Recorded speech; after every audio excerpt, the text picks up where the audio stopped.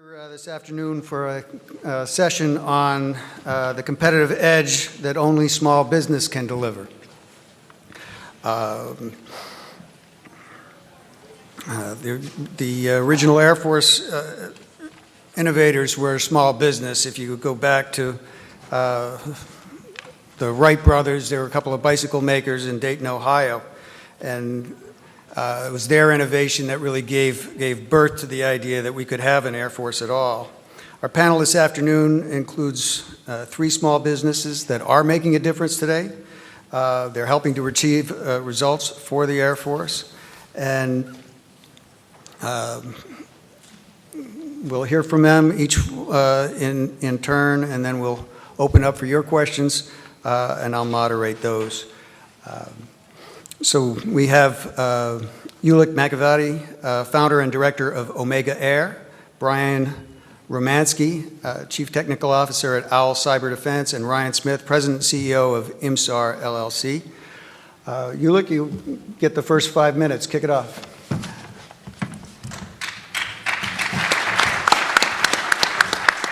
Thank you very much, moderator. You can stay there with whatever you want. What's that? Yeah. Well, ladies and gentlemen, thank you for having me back after last year. Somebody must have felt that I had something to contribute. From a small business perspective, the one thing small businesses don't have is they don't have the overhead that the government has to pay for up front. Small businesses are normally lean, agile, and capable of being innovative. If they're not innovative, they die. So the story of Omega is very similar to how that innovation comes about. We realized early on in my military career that there were never going to be enough tankers for warfighting at the front end.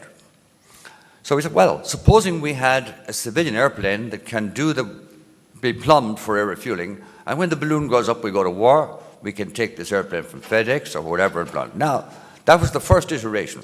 Then we decided, okay, let's build this and prove the concept. So in '91 in Australia, at an air refueling conference in Australia, I announced we were going to build a tanker. Omega was going to build a tanker. I think they all thought I was mad. They sent for the fellows with the white coats, but I managed to get out of the platform. Anyway, we eventually, after 5 years, fixed on a design. And at this stage, we partnered with the US Navy to help us with our design improvements.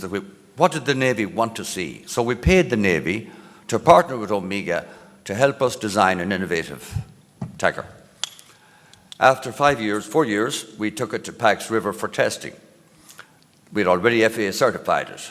Now we had to military fly it and get an IFC. We paid for all this. So while we were partnering with the government, so to speak, of the Navy, we were still paying the bills to certify our aircraft. When they tested it, they were so pleased with the technology, they put us on a contract immediately. So that partnership worked. And for the last 2 decades, that partnership has been standing in good stead. Now, then somebody said, Omega have it for 2 decades, let's have a competition. Now, that's where things went off the rails. The competition went on for 3 years, and it's still not resolved. They selected another guy who came in at half the price, but couldn't do the job. So they rectified that, but now they have to rerun the competition. So these are the types of things that small businesses hurt from. If the government takes too long to make up its mind on who it's going to award a contract to, it hurts your finances. You cannot borrow money from the bank because of uncertainty. And that's a huge killer blow for small business. Government needs to be concerned about that and to speed up processes more so that the contractor can and will be able to fund his operation. Now, there are several things we did. Boeing had the response to TWA-800. SFAR 88 was the requirement to, if you like, foolproof airplanes against fire in the tanks. So Boeing were not willing to do it for the 707 fleet in a hurry. They managed to do it for all of the commercial airplanes, but because the 707 fleet was small, we were put on the back burner. So we said, look, we're going to tackle this ourselves. We can't wait for Boeing. So we did, and we developed a technology which we did as a small business. When Boeing saw it, they said, look, we couldn't have done that for 4 times the price, never mind what you've done. So everybody now who wants to do it, we're going to recommend they go to you guys because nobody else, we're not going to do it. So these are cases where you can actually coalesce with big partners like Boeing and do something innovative at a lesser price and a cost-effective price for the government. Not always can small businesses do the big projects. We did Joint Stars. We spent 139 million on it. We got 37 million back. And the government, the chief of staff came in, changed chiefs, and he cancelled the program. A disaster for us because we were heavily borrowed, but we got out of it, we survived it. But big businesses cope with that uncertainty better than small business. We look at some of the things we've done. The B-52 re-engineering program. For years, they were going around for a 4-engine solution. I looked at it, studied it eventually, and said, 4 engines will not work on this. We need an 8-engine solution. We recommended to the Air Force that they take the JT-8219 that was coming out of commercial service and was going to be retiring, and all those used engines could be repurposed for re-engineering the B-52. The price was less than $3.5 billion. But the government decided, no, we're going for new engines. And again, that is a fallacy that new engines are going to be the be-all and the end-all of things, because new engines are all FADEC controlled, whereas the JT-8219 is mechanically controlled, so your nuclear hardening issue goes away. Small businesses do that kind of innovation. And I'm here to tell you and the government that essentially, if we can keep small businesses innovating and doing the things they're good at and providing the agility that they have shown and demonstrated, I think that the government can achieve a dynamic result. But they need to support the small business and listen to what small businesses are saying as to what is essential for that small business. Ladies and gentlemen, thank you very much. I'm sure questions are later. Later. I think we're going to hold them.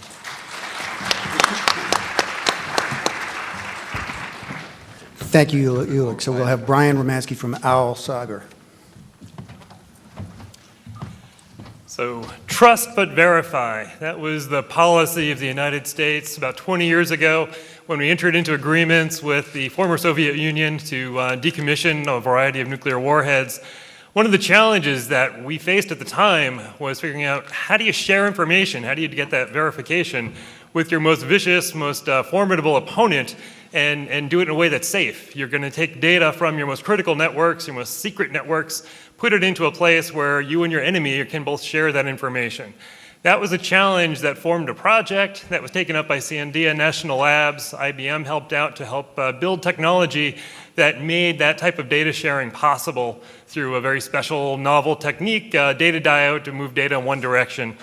The lead engineer in that project recognized that this was not the only case where that technology was going to be needed, and recognized the need to commercialize that same use case for other applications. And that was the foundation of OWL Cyber Defense. And talking to other peers in this industry, I found that's a pretty common story, right? You find that an innovator works on one key project, recognizes that this is part of a bigger need that the big players in the industry are overlooking, and they take an initial contract or initial project and they grow it into a business. OWL today is much bigger than it was for most of that time. And in fact, we just grew over the last 60 days. We announced that we're merging with a company called Trasis, another leader in the secure data sharing and cross-domain solutions technology space. So we're not quite as small as we used to be. One of the things that's a real advantage of small businesses is that you can be agile. You can do things quickly. You can respond fairly quickly. That's a bit of a double-edged sword that we've found, is that responding quickly is great, but customers, particularly the government and government contractors, will pull you in many different directions. So when you try to be super agile and very responsive to your customer, you wind up with a multitude of products and a multitude of variations of the same base platform. And trying to keep that under control and trying to keep that in a sustainable, supportable platform is a real challenge, especially with a small team. So these are sort of the growing pains that we've seen as OWL has grown from a small niche player solving a very specific problem to a more generalized player with core expertise and a core theme of hardware-enforced data security, and now GUARD or software-enforced data security as well. And trying to maintain that balance is one of the things that we found as a struggle. And I think we'll talk about that a little more at the panel. Thank you. Ryan? Our next speaker actually started in a basement, so this is the true start of experience we're going to hear about now. Yeah, that's how I was going to start out. There's a couple of us. We started in my basement. We're in Springville, Utah. Today we've grown to just over 95 employees. I'm going to go through a bunch of slides here, and I'll skip through a bit of the information, but wanted you to have it kind of as a background of who we are, where we come from. You'll find also that we have some odd things about a company our size. We are a top secret clearance. We really try to have big company capabilities, even though our numbers are small. One of the ambitions that we do have is democratizing radar, and a lot of people ask us, what the heck does that mean? It means that we have high reliability, there's scalability, ease of use. Radar is very powerful, but in the past it's been difficult to use, and so there's an education piece to what we do. And there's certainly challenges, but we're finding we're having success as we grow through this. Just to show just a few of the modes that we run, we have the SAR, CCD, MTI, and there at the bottom you can see we have additional modes we're bringing in. We do engineering services, so cost plus fixed fee contract, and talking about small businesses and challenges we face, that certainly proposed a lot of problems for us and that we've had to work through. We've also become ISO 9001 certified and AS 9100 certified this last year. And then the other part is program management. We spend a lot of effort trying to be agile on our program management. We have a number of programs running through simultaneously. We do a lot of SIBR work, so we'll have large contracts, small contracts, and juggling all that with a small team can have its challenges. The other thing that really shocks people as they come through our facility is they'll see all the engineering and they expect that, but we also have high volume manufacturing capabilities. So everything we design is designed for high volume. Our lead times are extremely small to our competitors in the radar market. We can quote like 4 to 5 month lead times, which is kind of unheard of. Aviation services, every radar we build, we have to fly. So we have 2 dedicated 172s, and we're adding this year a 206. And including in that will be a PED station to further enhance some of the capabilities we're bringing on board. Demonstration and deployment, that was one of the things that we were told we couldn't do, and we deployed to Afghanistan in, can't remember which year, but 2012, 13, somewhere in there, and we were out there for 4 years, and we ran the prime on that, and it was very successful.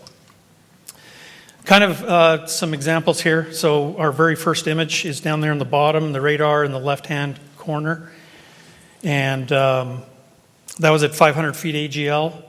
We, in 2009, we kind of moved into the Scan Eagle. And there you can see we're flying around 800 feet and up to 2,000.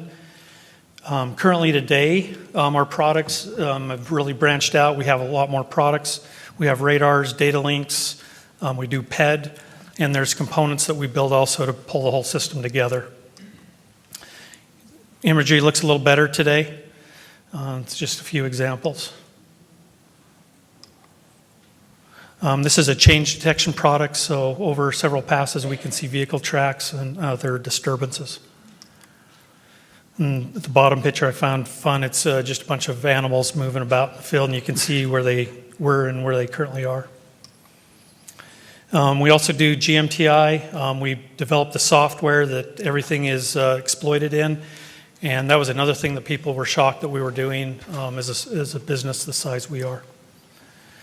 So one of the challenges real quickly in rapid innovation is, kind of like the moonshot, we know we need to move quickly, but the other issue that we have is we really have to have high quality.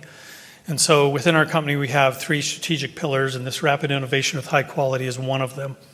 And currently we're a program of record for the Marine Corps on the Blackjack, and so that's really brought some of those things to bear where we really have to have those processes in place. But then on the other hand, we still have to move fast with programs, and so that's an ongoing battle as we grow. Deep relationships is another important part of what we do, and just at the core of it, really focusing on organizational health and working together as a team and having that health within the team. We don't lay off, and so when times are tough, we keep those people and we turn them all over into our IRAD projects. And that really has built the loyalty that we have amongst our staff. And then the last thing is challenging assumptions. And over again, we've been told you can't do that, you can't do that, you can't use that kind of technology to do what you're looking at doing. And so we really build everything on empirical data. We iterate. It drives some of our competitors nuts. But we iterate so quickly and we learn what works, what doesn't work, and feed that back into the loop. And so today, you can see early on, we've got a program on ScanEagle. We basically maxed out that aircraft. Today, we're stratospheric on a number of programs, so up at 80,000 feet. And we're the OUA radar for the A-10. And personally, I'm shocked at where we are today. And I just think as you push those boundaries and ask what can be done instead of we can't do this, we can really push the envelope.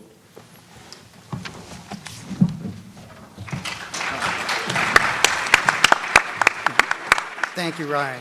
So I think the first thing that comes to mind is following up on what each of you said was the sense that you've got to win trust and confidence, and you start off without any.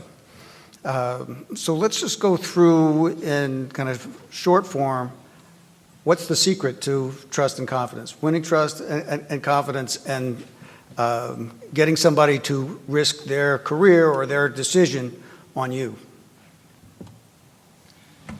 So, I mean, certainly personal relationships matter a bit if you make the right connections, but just delivering on your promises is really the key. If you have a history, as I mentioned, OWL and a lot of other companies our size have started as technology first, right?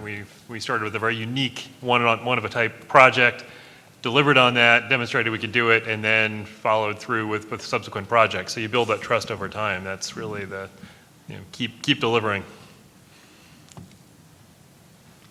Well, I think the proof is what you do. If you do it successfully and you deliver value to the government is particularly important. Delivering value, I think, is something small companies, small businesses are better at than large corporations. Large corporations study the problem first, which, as I said, the huge overhead that they have at starting out. So small companies avoid that huge overhead and government gets value. What the government has to do is improve its method of dealing with those small businesses so that there can be quicker decision-making processes, and then you get a more effective result. And smaller bites. Part of what you're saying is not trying to bite off the entire problem all at once? Do you think? So if you try to bite off the whole problem, the big business says, here's the giant solution to that problem. Yeah, the agility of small business counts. It stands to you that you're agile and you can actually work quickly, get a solution for the government, and hopefully the government will pay you. That's what it is. And I would just add to that, I think one of the really important things is, we're looked at as a small business as innovation. But really, in any business decision you're making, you're coming together with a team. And so it's the evaluation of the team. And so I think in both these statements, it's about executing and delivering and learning from that and building going forward. I think the other challenge is small businesses, we don't have a lot of capital, we don't have a lot of resources, so we absolutely have to deliver or we die. And so our teams are highly motivated to deliver. Can I add to what Ryan said there? It's imperative for the government to ensure they understand how constrained small businesses are about their lack of access to capital. So the government's response must be to ensure that that capital is paid to the vendor as quickly as possible so that he can satisfy his banking requirements. What barriers, this is a question from the audience, what barriers would you like the Air Force to break down for small companies in cost reimbursement type contracts? So one observation is that, it ties to your former question about trust. A lot of the complexity, the overhead in the contracting process is due to a lack of trust, right? You're trying to document everything, you're trying to demonstrate all the policies, put everything in writing ahead of time. It's an enormous amount of overhead if you haven't done it before or if it's a new type of contract. that is very, very difficult on a small business. It also presupposes a lot about the solution, so it stifles innovation quite a bit when you have to conform to a very complex contracting process. So, where possible, if you can break down big complex projects into smaller bite-sized pieces, be less prescriptive on what exactly you think the answer needs to be, and let the small businesses really do what they do well, let them innovate and trust based on their past performance to say, yes, they have delivered before, I think they can do this again. That would help a lot. Small businesses ultimately want to grow into big businesses. How do you maintain your agility as you grow? You started out with 2 guys in the basement. You got 100 people or so now. At some point, you're not a small business anymore. So do you have a solution or a plan for staying agile and fresh? It's actually a real pressure point within the company. So we have this innovation piece, we're driving it.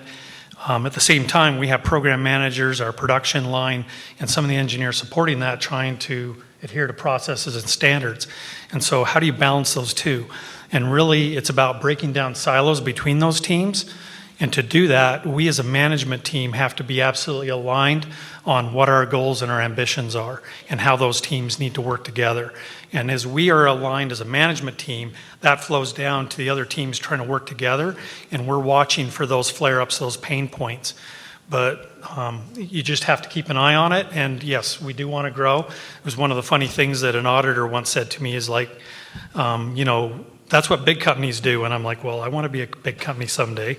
And so, we kind of are looked down on in some ways when you're going through that early process. But yes, we do need to get things in place so that we can deliver the results that are needed.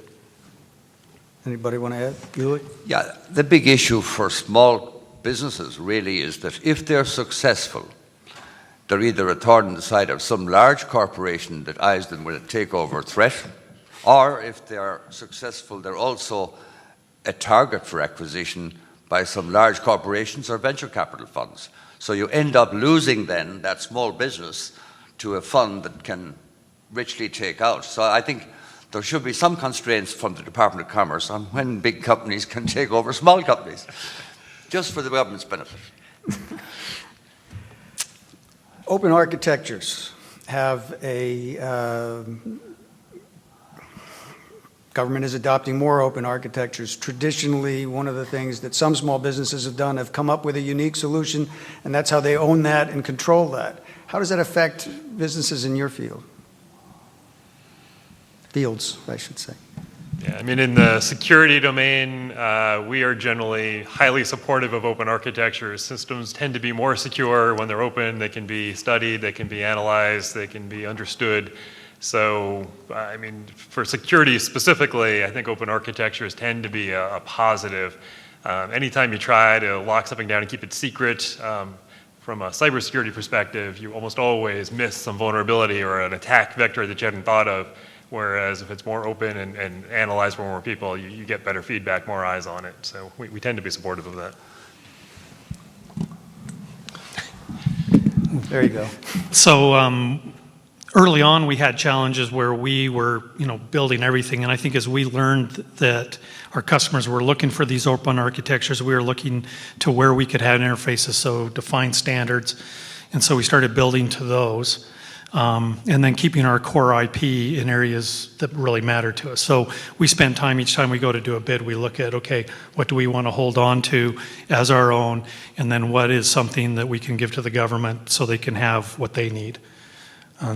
So everyone, we look at that. But yeah, we have to retain IP or we have nothing. Big companies have exceptionally well set up processes for handling classified information. They can handle all of the complex contracting information. They can handle all of the requirements that the FAR imposes on them. Small companies don't necessarily come with those things and then have to earn that over time. How did you overcome that, Ryan? And then I'd be curious to hear how each of the other two of you deal with the problem. We brought inside counsel in early on, and people kind of scratched their head at the company, like, what are you doing that for? But I knew that we had to have certain pieces in place that we could handle the contracting. And then also with DCA compliance, DCMA, we have a team of, I think, we have 3 accountants, and then we have a number of bookkeepers just to keep all of that straight. We brought in a SCIF, and so we have that. And that kind of came through the same role as our general counsel. He's our FSO.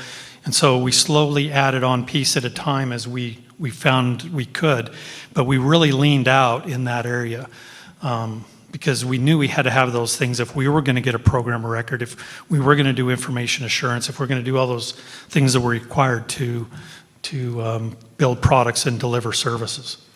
Can I ask, to what extent was that mandated versus you thought, you need to do this? Like, what was the balance there? I would say it wasn't mandated per se, but we knew we would lose the work if we did not pull that in. Okay. So we were looking ahead and saying, we got to do this. Mm-hmm. So I'll comment briefly on the flip side of that challenge. So OWL started off as government intelligence first as our first products. So started with a foundation of good internal security policies and practices and very restrictive on information sharing. Over time, we've evolved to adapt more commercial products and take some of our technologies into the commercial domain. And that's actually become a bit of a challenge for us because in the commercial domain, you're up against competitors who are very agile, working very quickly. And part of that is open information sharing within your own company sometimes. And so the legacy of silos internally actually hurts us a little bit on the commercial side of the business. We're also finding that some of the customers that we work with are demanding much greater scrutiny in terms of how the development teams work, how they share information. That's imposing a lot of cost and a lot of complexity onto our process. So it's been a challenge to keep up with that. Again, as a small business with a small team, you're having regulations imposed on us that really were geared for massive, big systems integrators and very challenging for us to follow through on that. Do you find that I cut you off. Look, challenges. The challenge for us in the beginning was the Navy loved what we're doing. The Air Force did not. So we were told by Secretary of the Air Force, essentially cease and desist from your operations supporting the US Navy because they didn't like what we were doing. I'm not so sure they still like it, but for 2 decades we're doing it successfully for the Navy. The Navy credits what we do with restoring their 80% readiness that they have today. From an Air Force point of view, they look at it as if we're in their rice bowl, so to speak. But in actual fact, we're not. The Air Force will never have enough tankers. Even if they had 2,000, which they won't have, they still won't have enough tankers for warfighting effort and for training. So we are an essential supplement to what they do. Soon we will have competition, I'm sure, because we have 2 decades of unopposed air-to-air refueling. But the idea someday has to dawn on the Air Force that this can be a useful weapon system for them from the commercial community. I think that's basically it. If you had the opportunity to be king for a day, take over for Will Roper. I'm sorry, I didn't. If you had the opportunity to be king for a day, to take over for Will Roper as head of acquisition and change a rule, one rule, that would make life better for small businesses, what would it be? That an RFP would be written in language understood and it would be reduced to a maximum of 10 pages of an RFP. Succinct, clear, and a response time of 30 days and a word time of 14. That's what I would do, because this whole business of long drawn out acquisition programs is really hurting small businesses. Big companies can cope with it because they have a dozen contracts going on. But small businesses are focused and they can't cope with long delays. I don't know if I can beat that. That's a good recommendation. So, I'm all for it. Ryan? I would say, you asked a question earlier, payment-wise, we find that we get paid very quickly, but the problem is going from contract to contract and those breaks. And so again, it's back to making that contracting a lot shorter, and I know it's a really hard thing. How do you know who to trust? And I think part of the change should be we get evaluated technically, cost proposal, but it really needs to be evaluation of the team and the delivery history in the past. And whether it's Air Force or other services, look at that history. Do these guys deliver or not? And if they do, then, you can shorten that process. Do you find that the acquisition professionals that you have to deal with within the Air Force or other parts of the government really understand the difference between you and a large business? Or do you find that they are kind of focused on hitting the wickets, minimizing their own risks, and if you can't deal with that, it's your problem? And maybe it's in between. What's your experience with the acquisition professionals and their understanding of small business? Nobody wants to badmouth their customer. I'm actually distracted. I was thinking about your former question. I do have one addition on that, which is on the regulatory side. One of the challenges we face is differing regulation, particularly in cybersecurity, among the different branches of the military and the intelligence world. And so some harmonization, or at least understanding of the differences among them, would be helpful to us. If I were king for a day, I would try to normalize that a little bit. Sorry, let's take you back. Challenges among the acquisition force? Do they understand your needs as opposed to bigger companies? I do think they have, part of the challenge is the law, right? And so I think once you get into the contracting process, they have to abide by the law. They're trying to do that. There might be some misunderstanding and I don't know. I haven't been on their side, and there's kind of a firewall between us to some degree. I know the program managers, they want things quicker. They want to see it move quickly. But really, contracting is where we've found a lot of the hiccups. And I think it's really based in how the laws are written. And, we've tried OTAs, and I'm maybe learning, there's different ways to go about that, but we've done the SBIR route, we've done IDIQs, BOAs, we sub to others, and it's kind of funny because, subbing to another prime sometimes is a lot faster to get going on something. But why can't that get in place for a small business, right? And I think it's back to the trust. Yes, I have to say, I think OTAs conceptually are a great concept, but it has to be run in such a fashion as it is beneficial to the contracting party and to the government. I haven't seen it yet that it's going to be that innovative that they can come out and grab something that's a great idea and say, we're going to have that on contract in 2 weeks from now. That's the kind of contracting the government needs to move towards if they're going to take advantage of the innovation of small business. So we've seen, the other transaction authority programs, things like the pitch days that the Air Force has been holding, where they're issuing contracts that day, or at least sort of that day, right? Because there is a pre-screening process that takes place ahead of time. Does that answer the bell, or does it not really? I would say on the front end, that helps. But what happens is as you transition and the programs get larger, that's when we get into trouble. So, for example, if I'm going down the road where I'm, first program of record and contracting's going along, we got the first contract, and now we're trying to move into the second contract, and I've got a team of, over half my staff working it, and I get a 9-month delay, that's very, very painful. And so that basically eats all of our cash. And so over and over again as a company, we've eaten our own cash and to where we have nothing. And we got to hold on to our people, right? We can't let them go. So one of the challenges that you've had, you talked about this early. Okay, let's look at history. In 1952, General Curtis LeMay commissioned what is now the B-52. It was a competition. Boeing came to visit him and a Friday afternoon, and he dismissed their concept and said, no, I want something different. They worked all weekend, came back on the following Monday. He had Boeing on contract within 3 weeks to build the most iconic airplane we've ever had, the B-52. Boeing executed, fielded, and delivered the first number of B-52, I think it was 14 B-52s in 1952, and followed on at the rate of 30 airplanes per year thereafter. That's the kind of technology and acquisition we need to get back to. Otherwise, we're pulling, look at how long it's taken the F-35 to come of age. If we're going to take this long, we're going to fail, and the whole perfection in this case is the enemy of success. So how do you deal with the issue of competition? You raised it earlier. You came up with a program, you made your own investments, you developed the concept, and then after having some initial success, they open it up for competition, somebody else wins.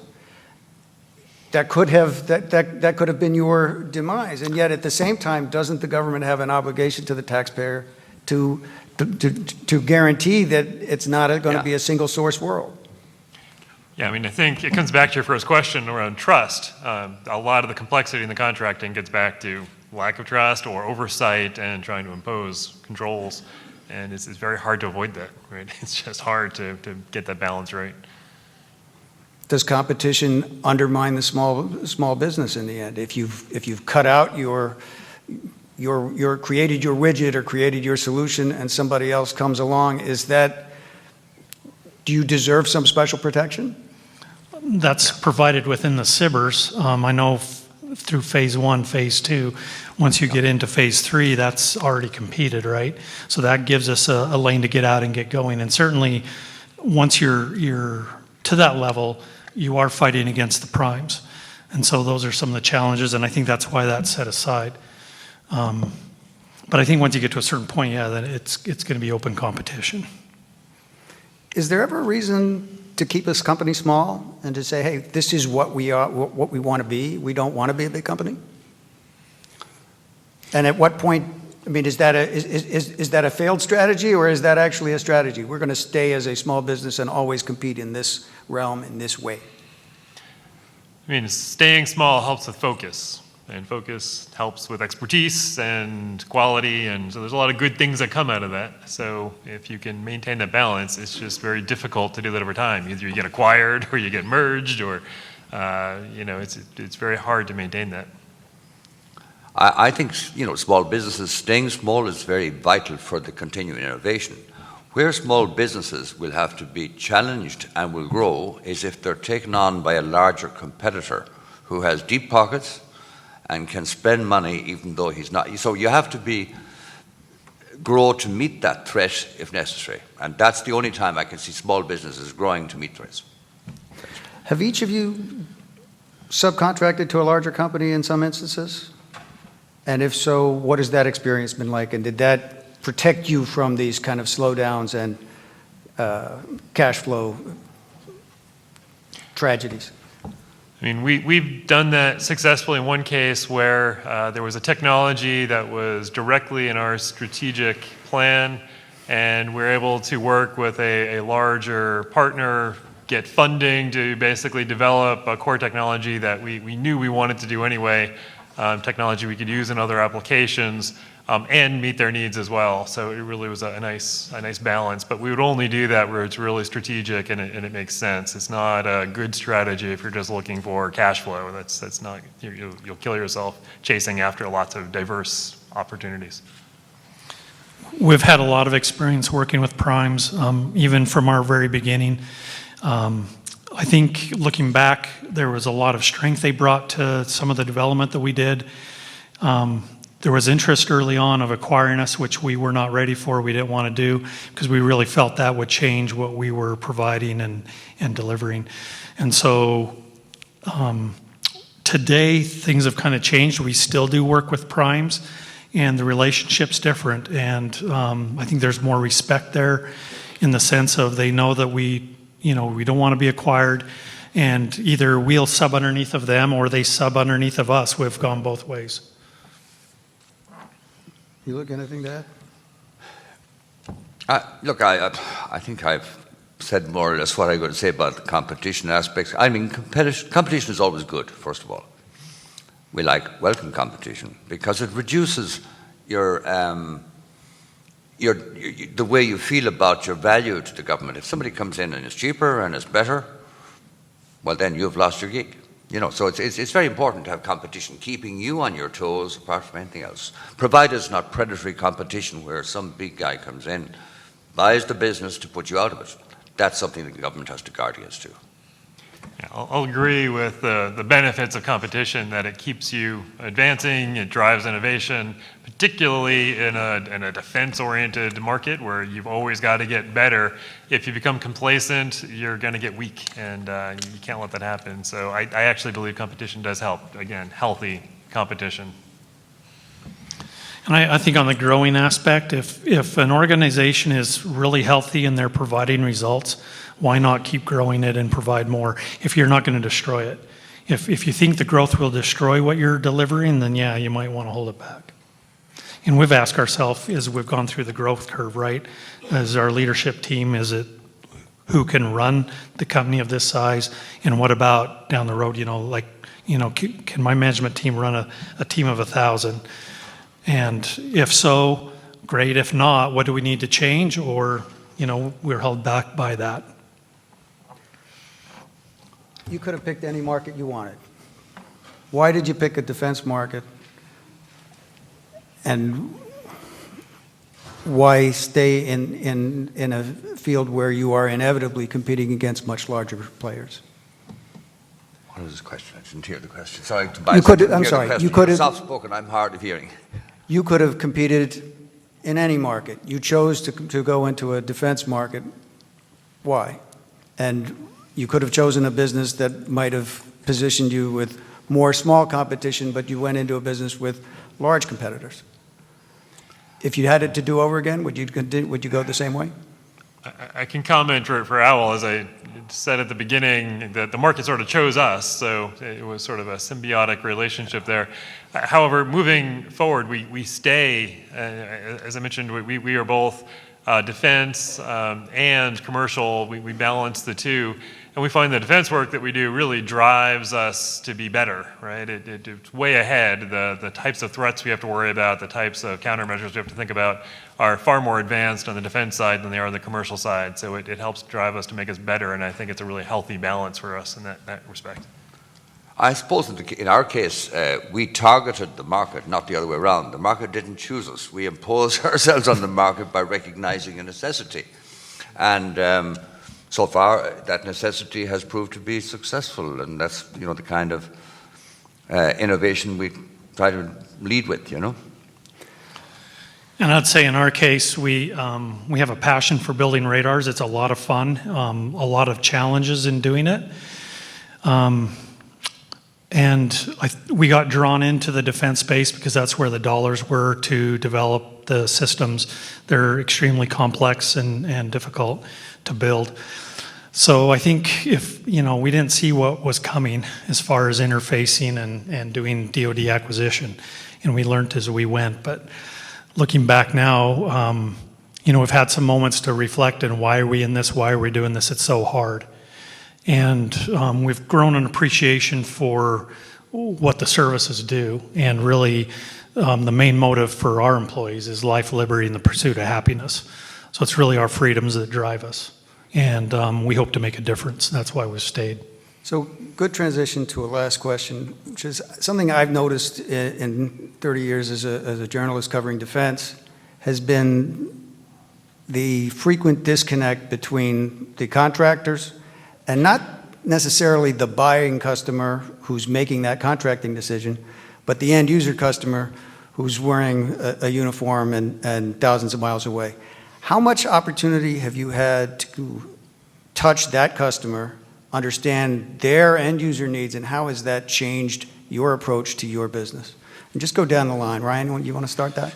Yeah, I mentioned going to Afghanistan with our team, and one of the reasons why I was adamant about doing that, a lot of people were like, what the heck are you doing? We wanted to be connected with those guys downrange. We wanted to understand their problems. We needed that feedback to improve our systems. And our systems are not only the radars, they're the personnel who operate them, it's the exploitation. There's a whole value chain that we wanted to be involved in and understand so that we could make the real difference. So I'd like to say that we have a great relationship with end users. To be honest, we're often cut off from that end user. We get limited to exposure to the environment in which the product's used. We see a lot more of that on the commercial side, and we bring some of those design insights and operational insights into the products, and I think it makes them dramatically better and more innovative. But I think it would be beneficial for us, and one of the things we're working on is to get more insight and access to the end user environment. I suppose in our case, for the United States Navy, we paid them to be our guardian angels, if you like, while we designed and built the tankers. And it was a very innovative approach for them, because they felt, A, they got paid for helping design what they wanted, and B, they were in on it right through the 4-year period it took to get from design to certification. So I think from the partnership point of view, it was a perfect partnership, because we ended up with a product then, A, that they wanted, and B, that we knew we could build for them at the right price. So it was a good partnership in this case. Now flip that around to what happened with the Air Force, where you didn't have the same. Well, kind of it's a connection. reverse of what happened. We did the same approach with the Air Force on Joint Stars, the re-engineering program, and we lost heavily because we spent $139 million. We got $37 million back from Air Force purchases before the program gets cancelled in favor of the ABMS. Now the ABMS, in favor, first of all, of the replacement aircraft. That was cancelled for ABMS. ABMS has gone a bit left. Had we re-engined the Joint Stars airplanes in 2012, as we planned to do, the engines and this lack of maintenance and the lack of fuel burn would have paid for them in 7 to 8 years. So the Air Force have lost out on a program that could have, but they were threatened by, if we want to get new airplanes, if we re-engine these, we won't get the new airplanes. Now they didn't get the new airplanes, now they haven't got ABMS, and the re-engineering program has stagnated. It may come back because it's the right thing to do. It will still pay for itself in 5 to 6 years. So these are mistakes government make. I think we are about out of time. I want to thank all three of you for your time. Please feel free in the audience to come up and chat with our panelists as we conclude. Thank you for your time, and good luck staying agile. Thank you.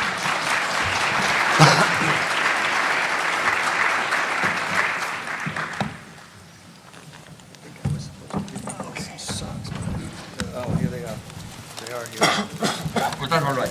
Yeah. This is a pair of Air Force Association socks. Pair of socks. So you've got something to. Wings on our feet? Yeah, wings on your feet.